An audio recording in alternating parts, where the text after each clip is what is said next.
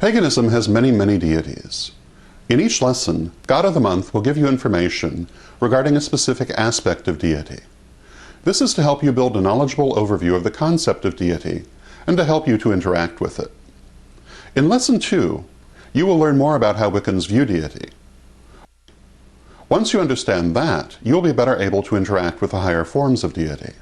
Here in Lesson 1, however, we thought we'd start closer to home with the deity you may find easiest to understand, your own. In Lesson 1, you're introduced to the concept of higher self. This is the part of you that lies above your conscious mind. It has access to knowledge and abilities that your conscious self does not, and it is not troubled by the fears and anxieties of the material world. Higher self is an aspect of your soul, which is immortal and experiences many lifetimes. Higher self is not a separate part of yourself, but rather a different level. The higher self is the part of you that becomes an ancestor or a spirit guide after death, and it has that same ability now. It has knowledge and ability far beyond the conscious self, and it works always to the good. That is its nature, and it cannot do otherwise, not because it is prevented from doing so, but simply because it would never occur to the higher self to do ill. The higher self is also sometimes called the spirit, but this can be confusing as the word spirit is used in so many ways by so many people. Every person has a higher self, but most people have little contact with it. The conscious mind is separated from the higher self by the veil. One of the principal goals of a spiritual path is to part the veil and see beyond it, accessing and using the powers of the higher self. This is what we do in Magick. The ancient Romans called the higher self genius or Juno. They considered the genius Juno to be the divine part of each individual. Every person was encouraged to be in touch with the genius Juno and to move in sync with it. In this way, they believed that they would act from their best self, moving at one with the universe and learning the lessons life offered them with greater ease. They were also encouraged to talk to their genius Juno and listen for its answers, to honor it with offerings and ceremonies which served to strengthen their bond to it. Every day, the whole family would make offerings to the genius of the head of the family, and sometimes also to those of other important clan members, along with the gods who protected the household. In later times, many families also made offerings to the genius of the emperor, and sometimes the Juno of the empress. This is the practice that horrified Christians described as worshipping the emperor as a god. By making these offerings, they believed that they were helping the person to achieve a closer bond with their higher self, and thus to be a better person, because the higher self always acts to the good and cannot by its nature do otherwise. The higher self is rather like what some people call a guardian angel, except that instead of being outside of you, it's a part of you, a higher, better part with a clearer viewpoint. Every year on their birthday, each member of the family would receive these same offerings to their genius Juno from the whole house. This, more than the mere marking of age, is what made the celebration of birthdays so important.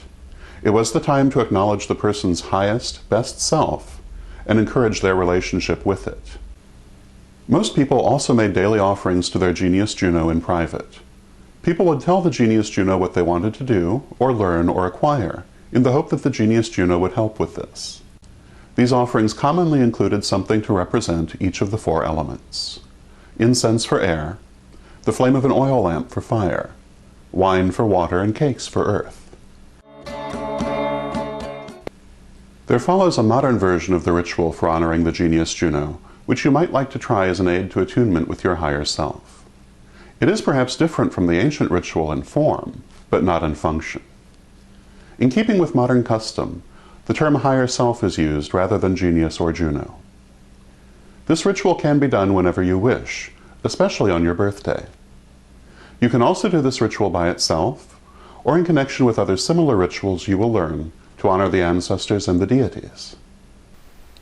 For this ritual you will need some incense, any kind that you particularly like, a candle or candles, your favorite color or any color you like, a glass of water, juice, wine, or other beverage, a picture to represent your higher self.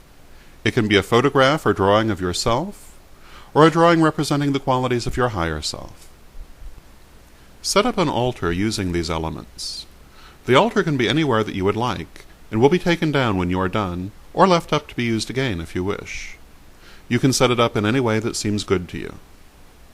Begin by releasing. Let all of the tensions and anxieties of your day flow out of you, as is discussed in the exercises section of this lesson. Now, light the candles. Focus on the flame and concentrate. Make your mind still so that you are not thinking of anything else but what you are doing here and now. Light the incense. Now say, I invoke you, O higher self. Now, try to imagine the image of your higher self before you. You can imagine it looking just as you look in the flesh, or as you would like to look, or might see it as a cloud of beautiful white light.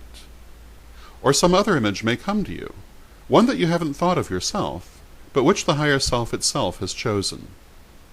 It doesn't really matter because the higher self doesn't have a physical form, and the image is only to help you communicate with it better by giving you something to focus on. Speak to the higher self. These words are only to give you a basic form. You should speak from the heart. I attune to my higher self. I move in harmony with my higher self. I am at one with my higher self. O higher self, I ask you to help me to see and understand the lessons of my life. Give me clarity and courage to learn them, and help me to learn them with ease and joy. I rededicate myself to the purposes for which I entered this life, and ask you to guide me through them. Lift up the glass. Imagine a bright white light shining from it as though it were glowing. O higher self, I offer you this glass in token of the love I bear you. Now drink the liquid. Imagine the white light entering you along with the liquid, spreading out through your chest and giving you a pleasant warmth. Put the glass back on the altar. Now take a few minutes and meditate while the candles and incense burn and the offering stands. Imagine your higher self strong and healthy and happy. Concentrate on it. In this way you are sending the higher self energy and strengthening your bond to it. When you have finished, say, O higher self, I pray that you have enjoyed this offering. I give you my thanks and my love. Now put out the incense and extinguish the candle. It is an ancient belief that you should never extinguish a candle by blowing on it.